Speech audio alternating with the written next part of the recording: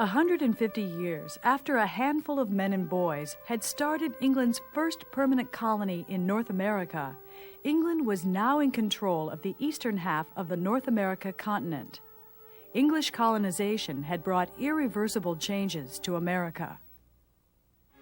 Native American nations had been crippled by disease, war, and land encroachment. The riches of the land, sky, and earth, which had been theirs alone just over a century before, were now controlled by the European newcomers. The expulsion of the French destroyed the balance of power that Indian nations had exploited to remain independent.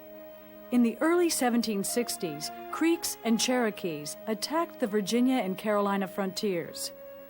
Tribes in the Ohio Valley under War Chief Pontiac of the Ottawa raided Virginia and western Pennsylvania to halt the advancing waves of European settlers.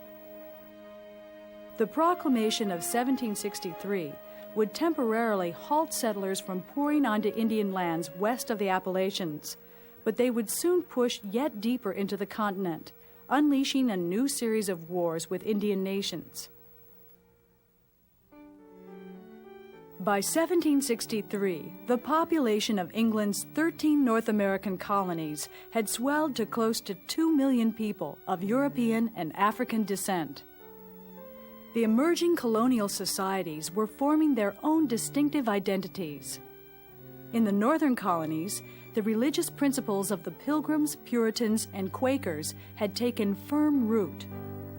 Although in practice the new Americans often failed to live up to their ideals, the variety of people of different faiths and cultures living together had created societies more tolerant and open than those they had left behind in Europe. Separated from England by a vast ocean, the colonies were also growing well-schooled in self-government and management of their own affairs.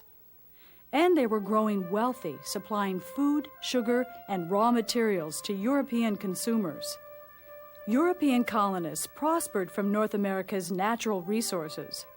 They did so by participating in an expanding international economy built upon the labor not just of European immigrants, but enslaved Africans as well.